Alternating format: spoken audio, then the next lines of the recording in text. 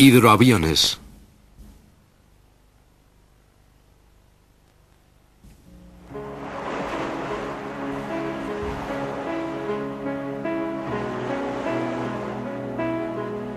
Flotando como un negro monstruo marino, este es el único ejemplar que se construyó del Blonundforce 238.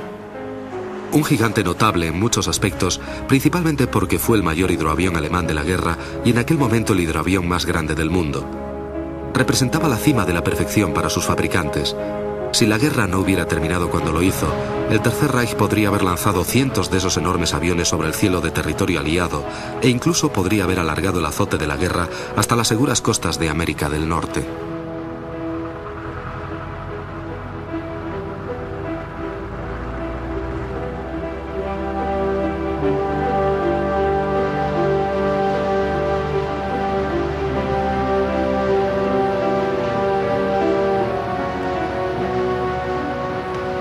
Los hidroaviones gigantes ofrecieron al Tercer Reich un enorme radio de acción y la posibilidad de transportar una gran carga útil. Podrían haber incluso compensado su escasez de grandes navíos de combate y de otros buques de superficie.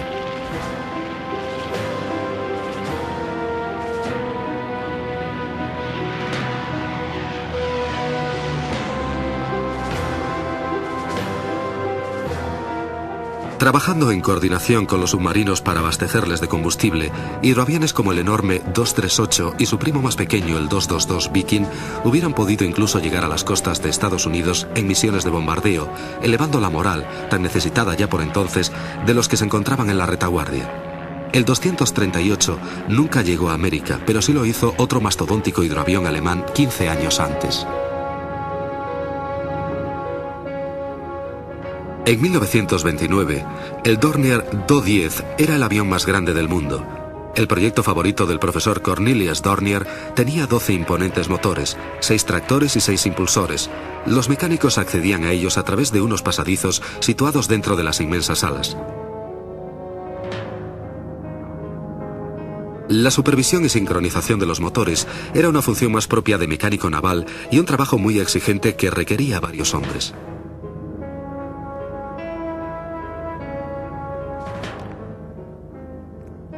Se le contemplaba como un competidor de los grandes transatlánticos.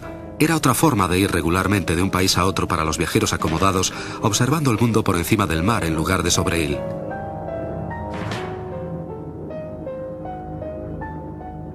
Hasta 60 pasajeros serían mimados en medio de un inmenso lujo, atendiendo cada uno de sus caprichos, mientras la tripulación pilotaba este enorme avión a través del Atlántico, haciendo una escala intermedia al este de África.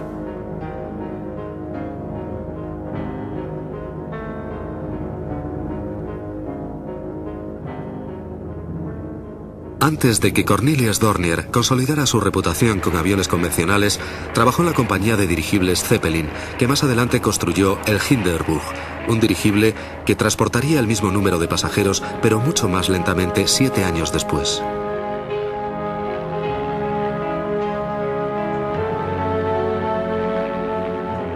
A su llegada, escasamente 10 años después de la Primera Guerra Mundial, esta invasión de un antiguo enemigo fue bien recibida por los norteamericanos. Pero había antiguos aliados en Europa que estaban preocupados por el potencial del Do-10. Aunque en realidad era un avión de pasajeros y nunca podría sustentar capacidades agresivas, se convirtió en el símbolo del resurgimiento alemán tras las cenizas de la Primera Guerra Mundial y un renacimiento de la envidiada tradición de su ingeniería.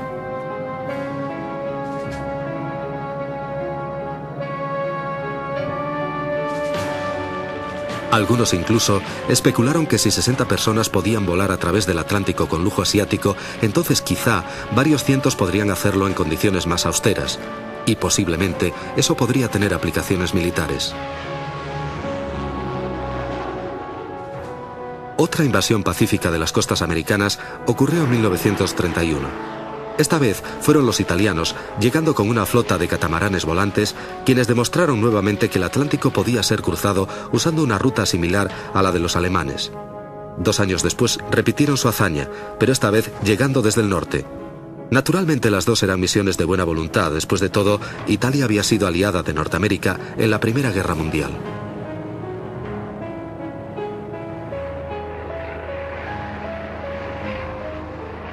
El gigantesco Do-10 tuvo su predecesor en el bimotor Dornier llamado Wal o ballena. Aunque mucho más pequeño, era muy parecido a su gran hermano mayor, a pesar de que el Wal solo podía transportar a unos 10 pasajeros. Una de sus funciones era actuar como avión postal, llevando correo y paquetes de un continente a otro de forma rápida y regular.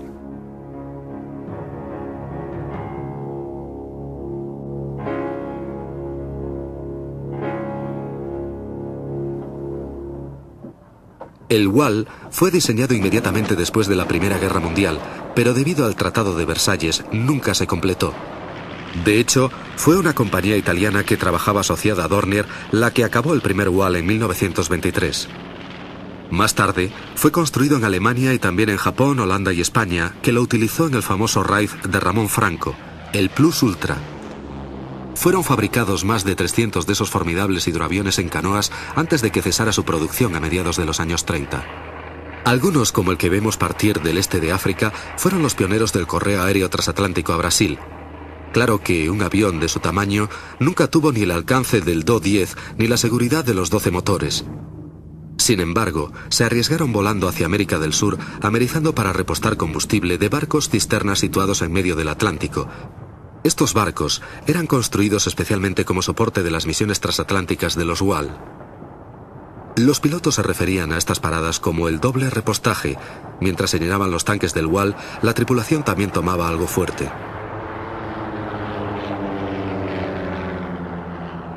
Había solo unos pocos barcos cisterna disponibles para esta misión y uno estaba siempre de servicio durante 12 meses.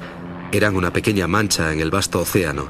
Se requería una navegación precisa, puesto que era literalmente el cordón umbilical para la tripulación del Wal. Después de que el piloto atracaba su hidroavión en la rampa del barco, una grúa lo izaba rápidamente a bordo para revisarlo y repostarlo.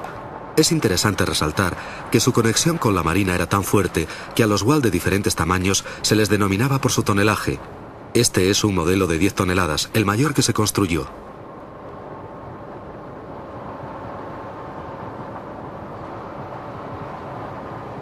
El Wal, al igual que cualquier otro hidroavión, consumía gran parte de su preciado combustible al desarrollar la potencia máxima necesaria para despegar y levantar el avión del agua. Para mitigar este problema, los barcos auxiliares estaban equipados con una catapulta de aire comprimido. Una vez habían repostado y terminado las reparaciones, la catapulta neumática, construida por Heinkel, lanzaba al aire las 10 toneladas del avión en solo 2 segundos.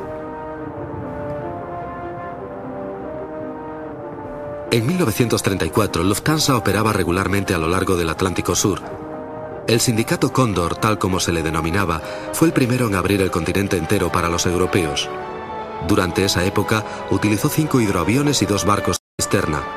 En total, se realizaron más de 320 vuelos transatlánticos, perdiendo solamente un hidroavión. Al final, el servicio quedó interrumpido por el estallido de la Segunda Guerra Mundial.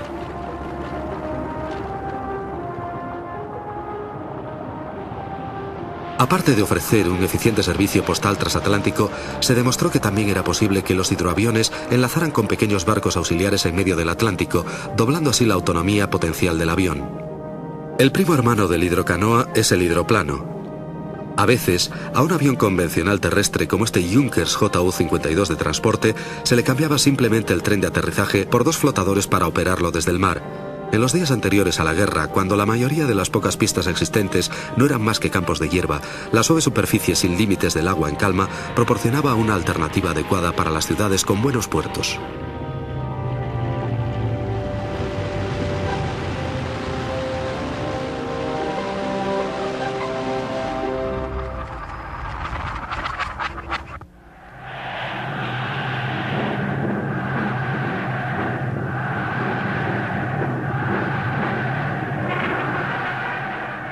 En 1933, Alemania se recuperaba de la humillación de Versalles. Su población había sido tentada con una nueva ideología que ofrecía devolver a la nación su pasado esplendor.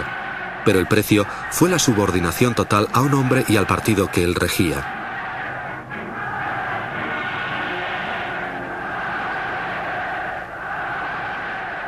Durante las concentraciones del partido se exhibió la tecnología de las nuevas armas, pero centrados en aire y tierra, descuidaron el poder marítimo de Alemania, que aún estaba en pañales.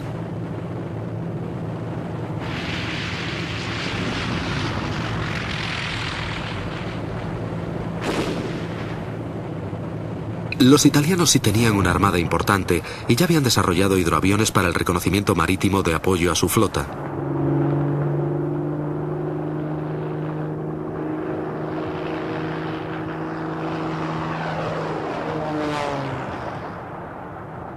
A diferencia de los italianos o de los japoneses y americanos que habían seguido la misma línea, los diseñadores alemanes prefirieron hidroaviones con flotadores bajo las alas para el servicio de reconocimiento naval. Unos cuantos Heinkel HE-60 fueron el soporte de la limitada flota alemana. Algo mejor fue el Arado AR-95. Su primer vuelo lo realizó en 1936 y continuó en servicio hasta 1944. Observando los bajos del fuselaje, se puede ver la ventaja que los hidroaviones de flotadores tenían respecto a sus primos, los hidrocanoas. Los torpedos son más fáciles de transportar y se disparan con mayor precisión cuando se largan desde la posición central.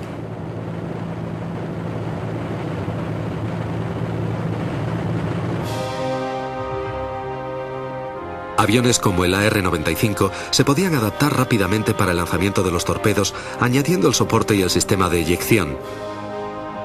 Cuando este equipo no se iba a utilizar, era muy sencillo guardarlo en tierra, reduciendo así el peso total del avión. Ingeniosos dispositivos como este convertían a un simple biplano, como el Arado 95, en un peligroso corsario.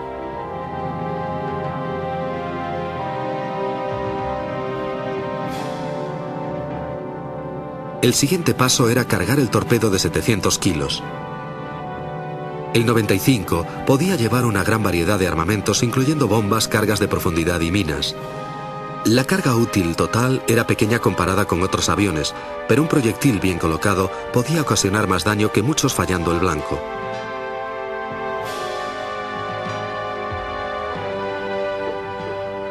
El 95 no tuvo demasiado éxito. Compitió con un diseño de Fischler que demostró tener mejores prestaciones. El 95 fue relegado a la exportación hacia países como Turquía y Chile en dos versiones, hidroavión y avión convencional. Con el estallido de la Segunda Guerra Mundial, el pedido de los turcos no fue servido enteramente. La Luftwaffe, deseosa de incrementar su fuerza numérica, lo incautó. Principalmente se utilizaron como aviones de entrenamiento, volando a menudo con armamento de escuela para que los pilotos adquirieran experiencia en el lanzamiento de torpedos.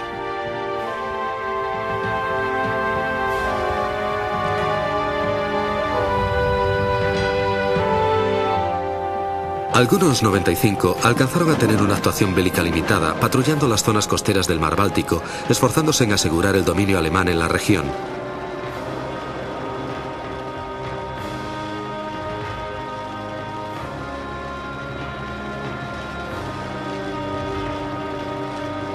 Tal vez el mejor servicio que el 95 prestó al Tercer Reich fue el allanar el camino de lo que se esperaba que fuera el biplano de mayor éxito de Arado, el AR-195, un avión preparado para una misión muy específica en el mucho tiempo esperado portaaviones alemán, el Graf Zeppelin. Ciertamente, las cualidades de manejo de este avión pequeño y fuerte tuvieron mucho que ver en una decisión de tanta importancia.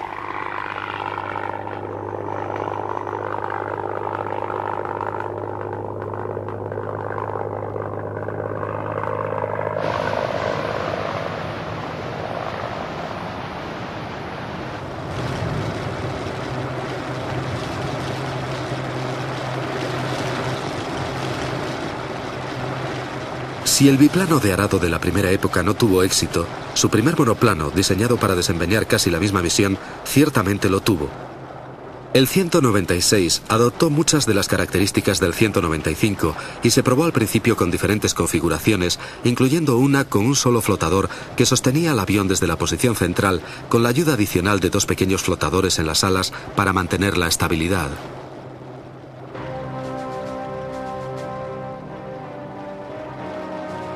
En las pruebas y probablemente como resultado del impacto del amerizaje, el pesado motor se desprendió de la bancada. Esto podría haber ocasionado a la tripulación momentos terribles, pero afortunadamente solo subrayó los peligros adicionales a los que se exponen los aviadores navales.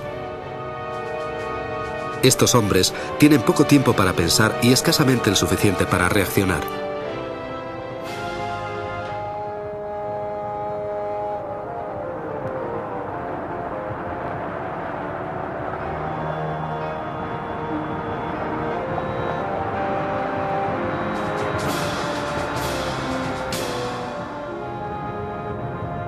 Al romperse los soportes del motor, también se rompieron las conducciones de combustible. El carburante cae en cascada sobre los cilindros calientes del motor refrigerado por aire, produciendo una situación mortal en potencia, de la cual los tripulantes pudieron escapar con mucha suerte.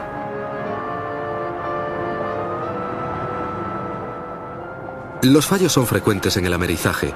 El hecho de que este avión sobreviviera al fuego es un testimonio de lo realmente resistentes que eran los 196. Fue su sólida construcción la que motivó que el 196 fuera adoptado como el hidroavión estándar al principio de la guerra, siendo embarcado en la mayoría de los acorazados capaces de transportar un avión. Jugaron un papel importante en las tareas de observación y ataque ligero.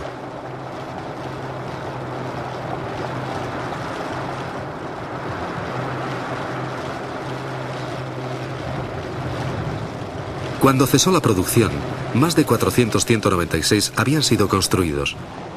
En el momento culmen de la fabricación de este arado, se contrató trabajo en la Fokker de Holanda y otra fábrica en Francia, que como países ocupados fueron obligados a ayudar a Alemania en su esfuerzo bélico.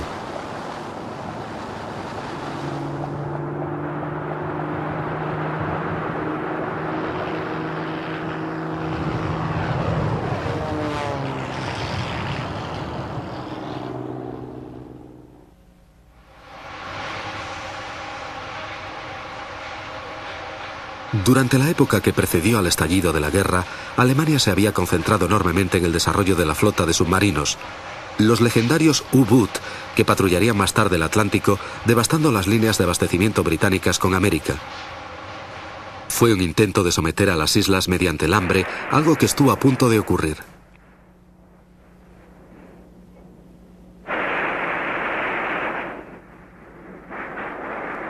Sin embargo, el Tercer Reich poseía algunos acorazados. Buques como el Bismarck, el Tirpitz o el Scharnhorst eran fundamentales y durante los primeros tiempos de la guerra causaron a Gran Bretaña considerables problemas. Pero la Royal Navy tenía un tipo de navío que no poseía Alemania, el portaaviones.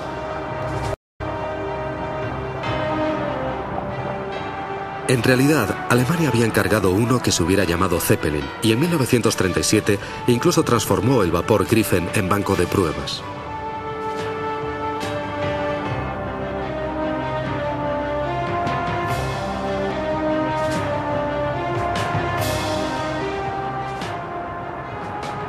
El Griffin disponía de una pequeña catapulta que era menos sofisticada que la que usaba el Wal en el Atlántico Sur. Pero bastaba para que un avión ligero como el Fiesler Storch Cigüeña pudiera probar los conceptos necesarios en la construcción de un portaaviones totalmente operativo.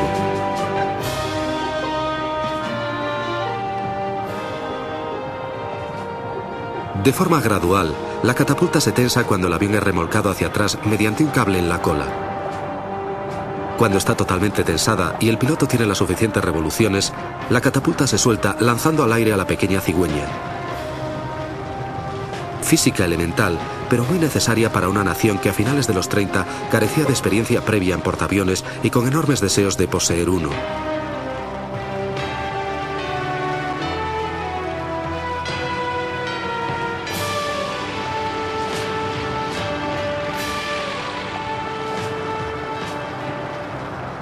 La elemental cubierta de vuelo del Griffin no era más ancha que el casco del barco, lo que hacía que la maniobra del piloto para situar el avión durante la aproximación fuese muy difícil.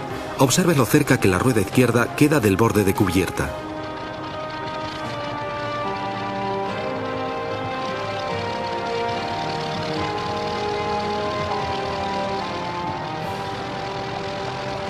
Un exceso de compensación, sobre todo en el último momento, podía causar un desastre, incluso con la lenta y liviana cigüeña que con viento fuerte de cara podía casi flotar.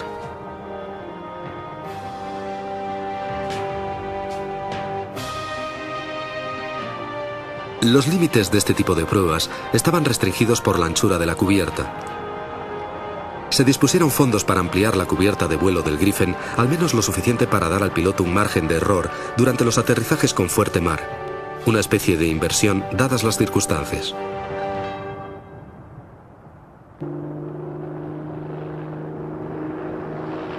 Este trabajo preliminar dio al menos a los ingenieros y pilotos alemanes alguna experiencia acerca de las necesidades de un portaaviones en una época en que no podían obtener esa información de ningún otro país y cuando, además, no tenían ningún portaaviones propio. Aunque a estas alturas estaba ya muy avanzada la construcción del Zeppelin, quedaba lejos su terminación y los datos técnicos eran esenciales.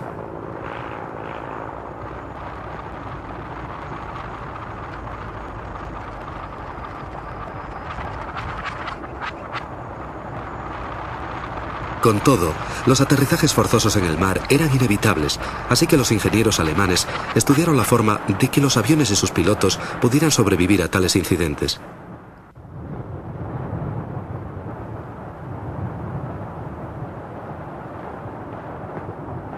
Estudiaron varios tipos de balones de inflado rápido que proporcionaran al avión la suficiente capacidad de flotación para que no se hundiera totalmente, dando así al equipo de rescate la posibilidad de recuperarlos.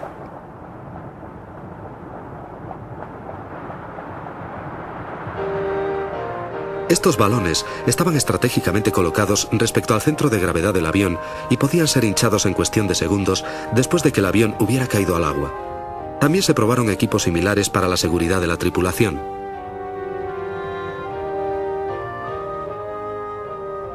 Ninguno de estos aviones hubiera equipado al Zeppelin, sino más bien un Arado 195 modificado, derivado del 95 original, habría sido utilizado para tareas de observación y ataque. Esta es una maqueta de este avión sometida a pruebas en un tanque de experimentación, una manera de extraer consecuencias sin arriesgar.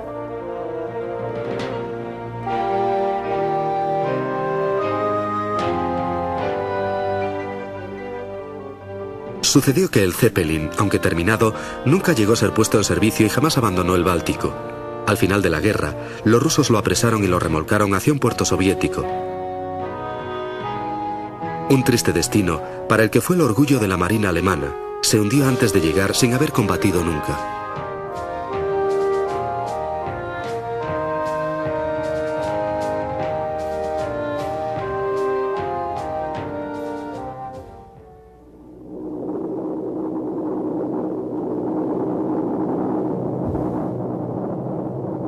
Los otros dos aviones que podrían haber equipado el Zeppelin eran versiones navales del Messerschmitt 109 como caza y el Junkers 87 Stuka como bombardero en picado.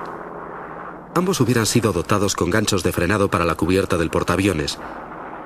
Si el Zeppelin hubiera salido del Báltico, esos aviones podrían haber ocasionado estragos en el Atlántico, tal como sucedió en septiembre de 1939, cuando realizaron exactamente las mismas misiones sobre los cielos de Polonia.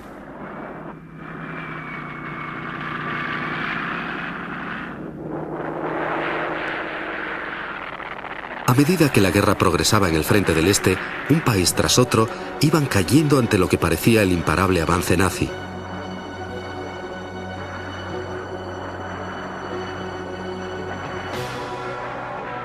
Los aviones, tanto del eje como de los aliados, fueron puestos a prueba en primera línea. Una prueba para la que el Tercer Reich se había estado preparando durante muchos años y que la mayoría de las naciones habían procurado evitar, estando por consiguiente mal equipadas para enfrentarse a ella.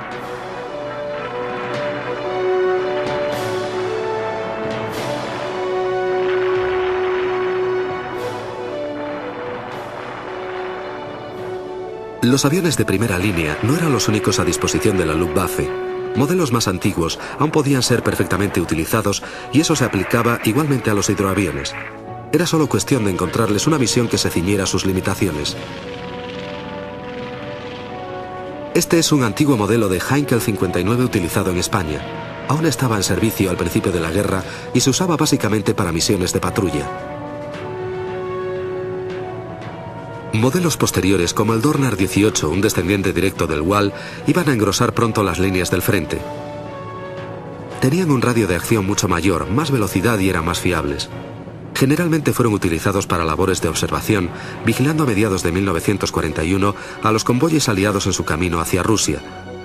La valiosa información sería enviada a la base y remitida al enjambre de Stukas que, en constante alerta, esperaban la orden de lanzarse en picado.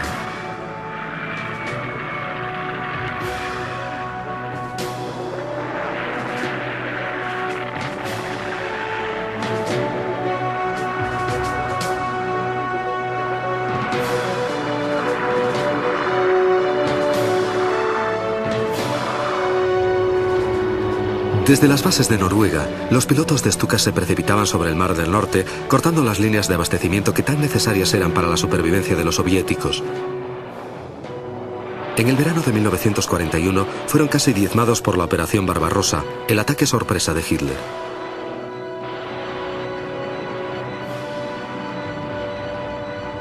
Para los alemanes, los convoyes británicos eran críticos, pero para los rusos era cuestión de vida o muerte. Otro hidroavión que prestó valiosos servicios a lo largo de la guerra fue el Dornier 24 de 3 motores. Más grande que el 18 y con mayor radio de acción, podía divisar más a lo lejos los convoyes en el mar, además de realizar inapreciables misiones de transporte y de ataque a la flota enemiga. No obstante, el concepto de 3 motores nunca fue explotado por ninguna nación tanto como lo hicieron los italianos, y que utilizaron esa configuración en casi todos sus tipos de avión, menos los cazas. Este es el Can Z506, uno de los varios hidroaviones de 3 motores desplegado por los italianos para labores de bombardeo y patrulla en el Mediterráneo. Era un avión veloz totalmente de madera. De hecho, entre 1936 y 1938 conquistó varias marcas del mundo de velocidad y altura. Además, proporcionaron un servicio considerable a la causa italiana en el transcurso de la guerra, atacando y hundiendo los barcos aliados en ruta hacia el norte de África, aunque su papel se redujo enormemente cuando los portaaviones de la Royal Navy llevaron al mar a los cazas británicos. En un avión como este, encontró la muerte el comandante Franco en la Guerra Civil Española.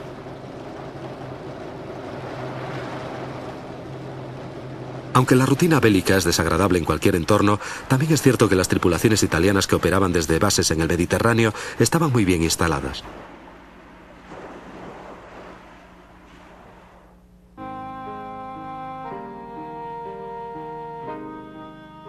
Peor suerte tuvieron aquellos que operaban en el Atlántico Norte, un lugar frío y desagradable que empeoraba con el terror de la guerra.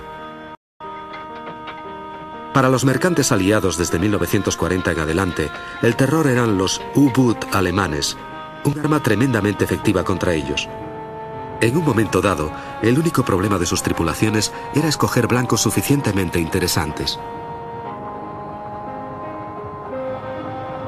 Esencialmente, los capitanes de los U-Boot consiguieron la ayuda que necesitaban de una manera inesperada.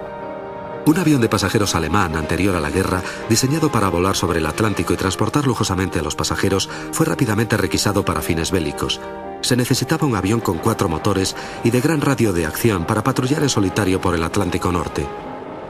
Desde agosto de 1940 hasta enero de 1941, el Focke-Wulf 200 Cóndor, que operaba en el Atlántico desde bases en Noruega, justo hasta el Golfo de Vizcaya, trabajó en mortífera colaboración con los U-Boot, hundiendo más de 360.000 toneladas de barcos aliados, con muy pocas pérdidas por parte de los Cóndor y los submarinos.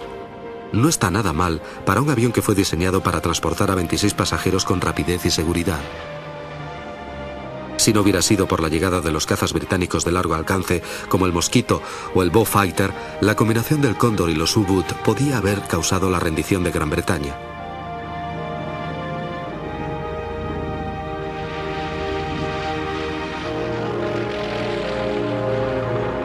Después del éxito del Cóndor, un transporte todavía más grande, el JU-90, otro avión construido para las líneas civiles de Lufthansa, fue adaptado para el uso militar. También realizaron una valiosa labor de patrulla en una versión modificada, el Junkers 290, cubriendo enteramente la parte este del Atlántico desde bases a lo largo de la costa de la Europa ocupada.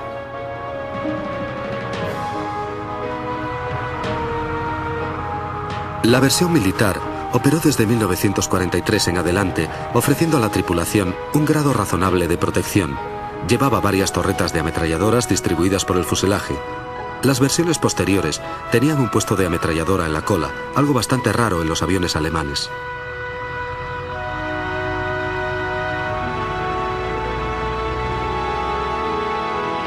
Se ha dicho que Alemania carecía de un bombardero cuatrimotor realmente bueno. Fue consecuencia de una directriz equivocada del mando, sin nada que ver con la capacidad industrial alemana. De hecho, se construyó una versión incluso del 290, el 390 de 6 motores. En 1944, en una prueba operativa, voló hasta 20 kilómetros de Nueva York y regresó sin repostar durante todo el vuelo.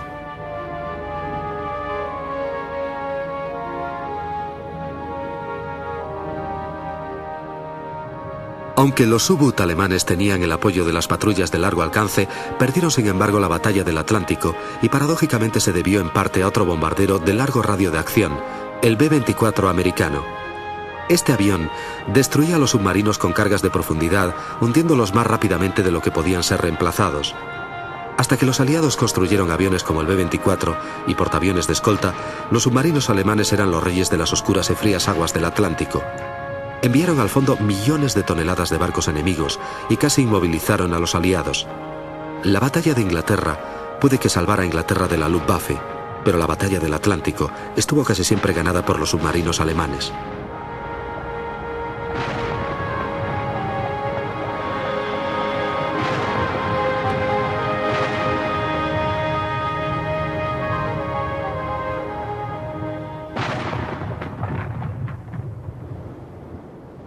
Probablemente, el menor de los hidroaviones alemanes, y tal vez de todos los demás hidroaviones utilizados en la Segunda Guerra Mundial, fue el Heinkel 115, que se adelantó a la tecnología del momento. Este diseño verdaderamente soberbio operaba a menudo desde plataformas flotantes construidas específicamente para hidroaviones. Eran bases en las que los aviones tenían acceso a cualquier servicio de mantenimiento que necesitaran.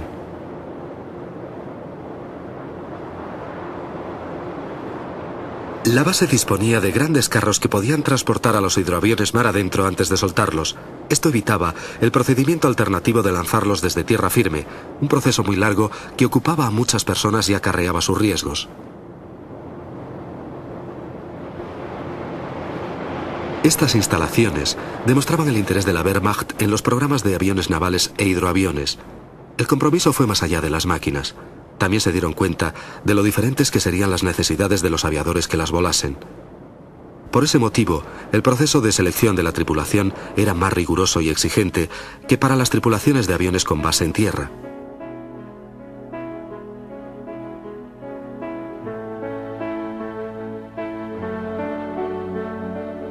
El criterio era que las tripulaciones de los hidroaviones tenían que ser tan competentes en materias náuticas como en aviación.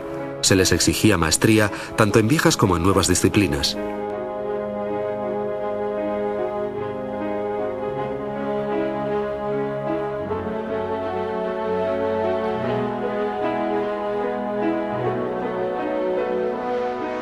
Este es un nuevo grupo de tripulantes familiarizándose con los HE-115 mientras se les revisa en el taller.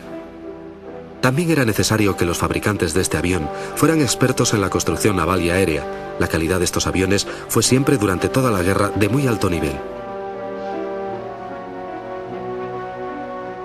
Si observan al mecánico de la derecha, podrán ver su pie sobre una plataforma especial encastrada en el plano del avión.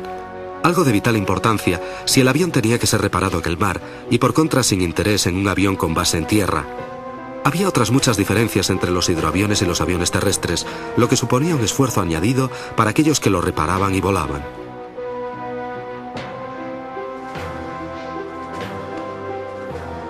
Todo tenía que estar ajustado y ordenado debido al reducido espacio disponible, y lo que se almacenaba debía ser utilizado correctamente.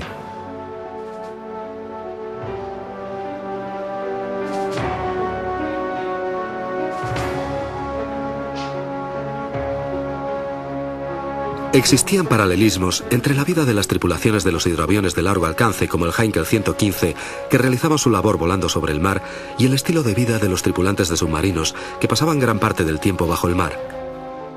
Ambos trabajaban en confinamiento, en condiciones incómodas y con miedo constante a ser detectados por el enemigo.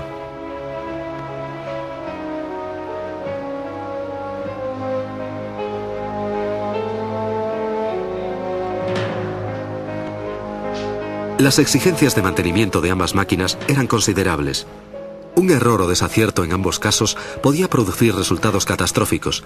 Ya fuera encima o debajo del mar, los elementos podían ser implacables. El limitado espacio disponible en las misiones de los hidroaviones exigía que todo el equipo que se subiera a bordo debía ser seleccionado con criterio espartano. Pero la híbrida naturaleza del hidroavión reclamaba detalles marítimos como un megáfono para comunicarse con las tripulaciones de los barcos o un bichero para sujetar los botes hinchables a su costado, y todo debía estar siempre accesible y listo. Detalles que, desde luego, nunca se necesitarían en un avión con base en tierra.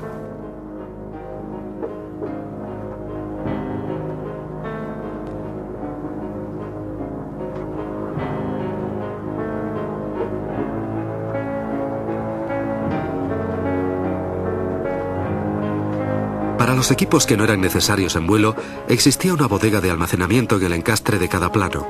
Ahí se guardaban otros aparejos marinos, cuerdas, cabos y cables. Parecía más la cabina de un contramaestre que parte de un bombardero de alta velocidad.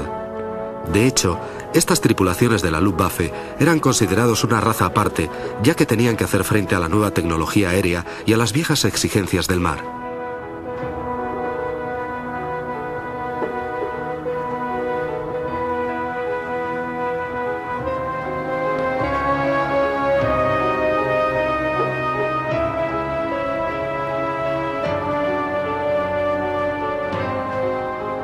Estos hombres están guardando raciones de supervivencia, coñac, chocolate y material médico en un compartimento sellado dentro de uno de los flotadores del hidroavión.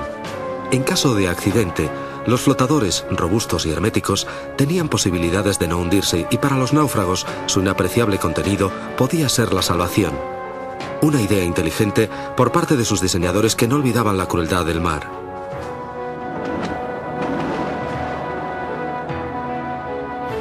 Aunque el 115 se puso en servicio durante la guerra, su origen se remonta a 1936, cuando compitió con el diseño de Ballon und Force para suministrar a la Luftwaffe su primer y gran hidroavión monoplano. Heinkel demostró que su diseño era mucho más avanzado que cualquier otro del momento. De hecho, conquistó casi todos los récords más importantes para hidroaviones de aquella época. Tan concluyente fue la actuación del 115 que la Luftwaffe no tuvo la menor duda en aceptarlo como avión estándar. La decisión se justificó por el interés que las tripulaciones sentían por un avión que respondía tan bien, especialmente en las adversas condiciones atmosféricas en que solían operar los hidroaviones.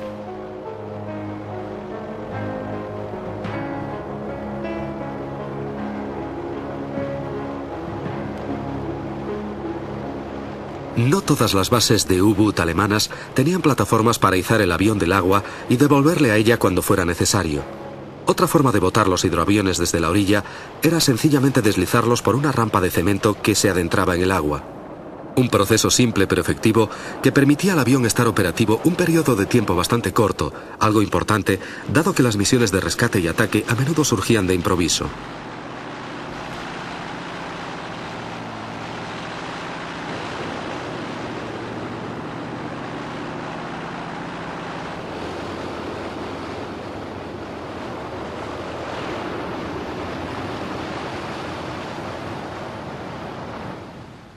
Una de las misiones más importantes del 115 era el lanzamiento de minas.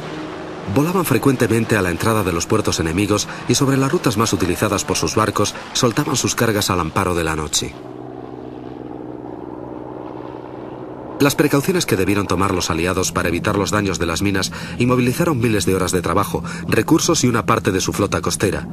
Para los alemanes era una táctica de guerra muy económica, particularmente contra Gran Bretaña, supeditada totalmente a los suministros marítimos para sobrevivir.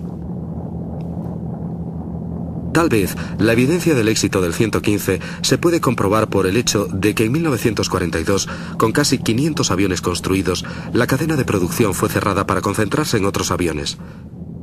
Pero a finales de 1943, en un momento en que el esfuerzo de guerra alemán necesitaba de todos los cazas posibles, el 115 volvió a construirse porque la necesidad de un suministro continuo en este avión de 1936 demostró ser insaciable.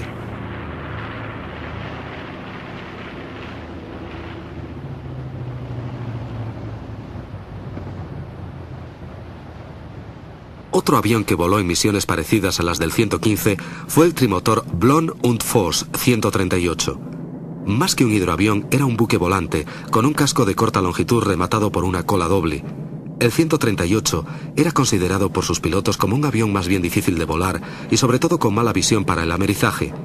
Pero tenía un radio de acción extraordinariamente grande, algo vital para muchas de las misiones que se le encomendaban.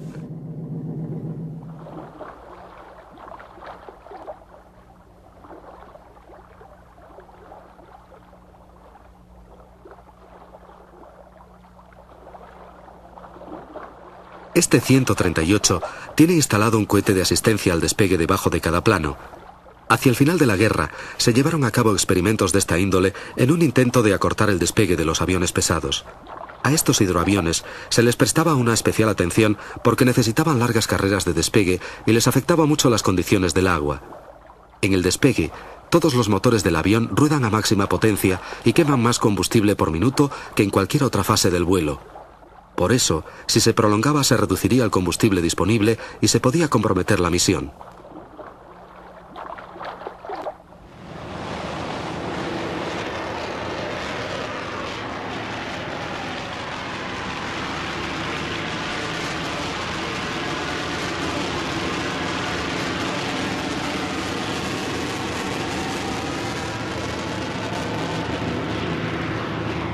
En realidad, Blohm & Voss era un fabricante de buques que entró en el negocio de los hidroaviones como una extensión de sus otras actividades.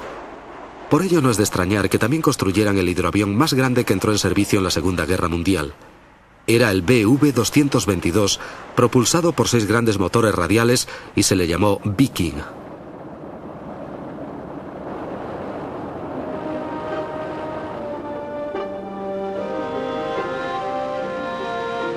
Este es el prototipo luciendo sus colores civiles. Fue encargado inicialmente por Lufthansa como un avión de pasajeros de gran autonomía para el Atlántico Norte, pero rápidamente se dieron cuenta de su potencial militar y, al igual que el Focke-Wulf Cóndor, pronto fue militarizado. Voló en misiones de transporte y de reconocimiento desde Noruega hasta el norte de África. Aunque se construyeron pocos, prestó un buen servicio.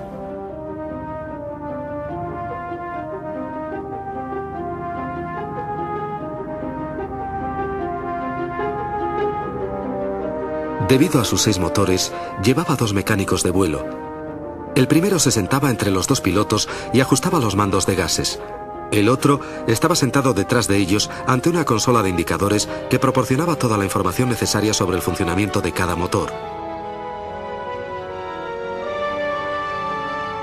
Helmut Rodin era el jefe de pilotos de pruebas de Blohm & Voss, un hombre que aportó una gran experiencia de vuelo en hidroaviones a su compañía, centrada en la construcción de este tipo de máquinas.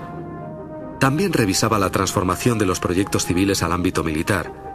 En modelos posteriores se colocarían varias ametralladoras en la parte baja del fuselaje, así como también 2 torretas en la parte superior.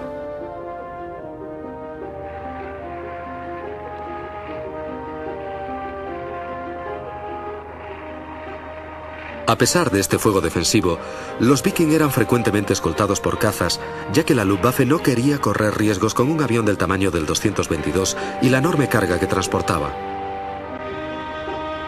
Los planos del Viking son de particular interés porque estaban concebidos alrededor de un larguero principal que tenía más de 1 metro de ancho y que también actuaba como soporte de los motores. El larguero era hueco y ocupaba tanto espacio que era lógico colocarle dentro los tanques de combustible y aceite.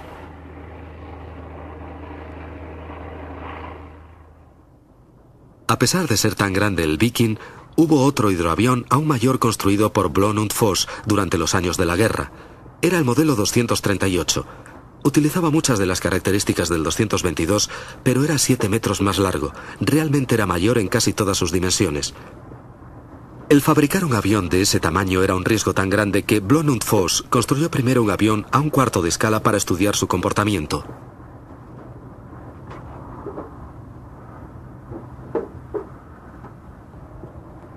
Observando a los operarios se puede tener una idea de su tamaño. Incluso había un túnel dentro del plano que les permitía acceder a ciertas partes del motor estando el avión en pleno vuelo.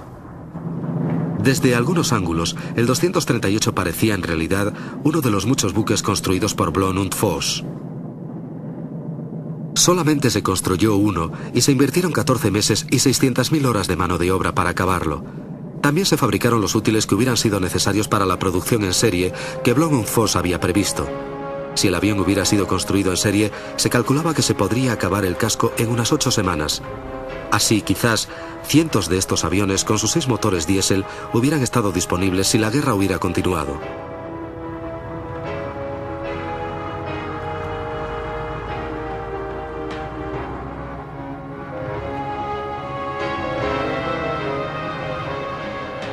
El 238 hubiera sido dotado con más armamento que el Viking, ofreciendo un mayor grado de protección contra los cazas aliados. Realmente la Luftwaffe debió considerar a este enorme hidroavión como un proyecto viable, pues comenzó su construcción en enero de 1944.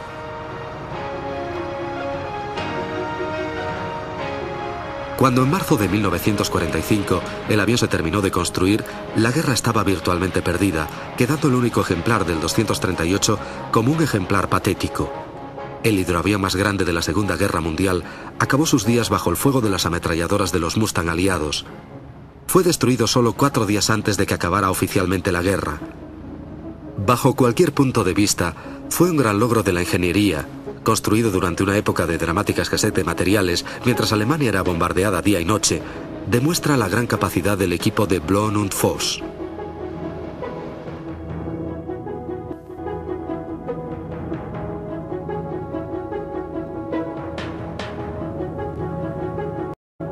Como sabemos, ninguno de los aviones de la Luftwaffe llegó a Norteamérica, aunque está muy claro que tenían varios aviones capaces de llevar a cabo dicha misión.